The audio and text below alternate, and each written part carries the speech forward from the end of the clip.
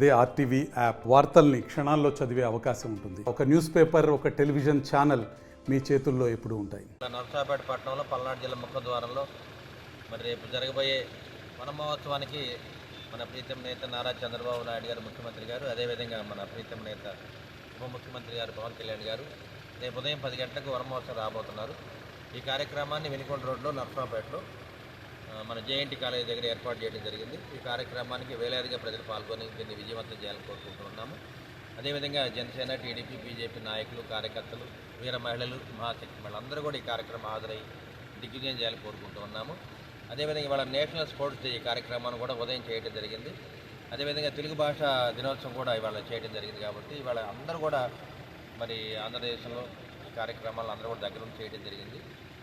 అదేవిధంగా రేపు జరగబోయే కార్యక్రమాన్ని దగ్గరుండి మరి ఎస్పీ గారు కానీ, ఐజీ గారు, కలెక్టర్ గారు, ఆర్టీఓ గారు, అదేవిధంగా నాయకులు అందరూ కూడా పర్యవేక్షిస్తున్నాము. ఇప్పుడు మేమందరం కూడా జేఎన్టీ కాలేజీలో హెలిప్యాడ్ దగ్గర ఉన్నాము. హెలిప్యాడ్స్ కూడా రెడీ అయినాయి.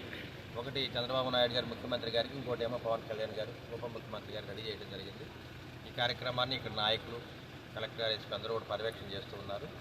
ఈ కార్యక్రమం తప్పనిసరిగా విజయవంతం అవుతుంది. ఎందుకంటే అందరూ కూడా మొక్కలు నాటాలి. వృక్షం రక్షిత రక్షిత అనే కార్యక్రమాన్ని చేపట్టి ప్రతి ఒక్కళ్ళు కూడా ఈ ఆంధ్రప్రదేశ్లో భూమి మీద ఏ మనిషి ఉన్నా కానీ తలా ఒక మొక్క నాటాలనే కార్యక్రమాన్ని చేపట్టడం జరిగింది.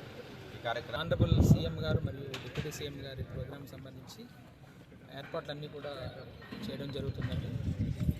ఫోర్స్ కూడా అన్నీ కూడా రెడీగా తీసుకోవడం జరిగింది.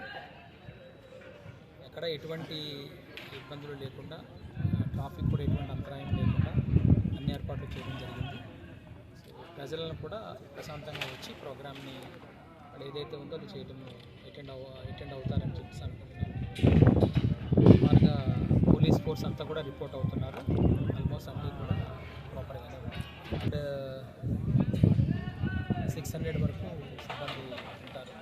600 అంటే ట్రాఫిక్, సిటీలో ఉన్న ట్రాఫిక్స్ ఇవన్నీ కలుపుకుని ఇక్కడ ప్రజలకి సానుకూలంగా ఉండేటట్టుగానే బందోబస్తు ఏర్పాటు చేయడం జరుగుతుంది.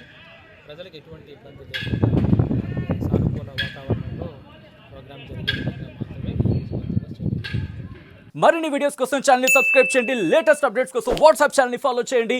అండ్ లింక్ డిస్క్రిప్షన్ లో ఉంది.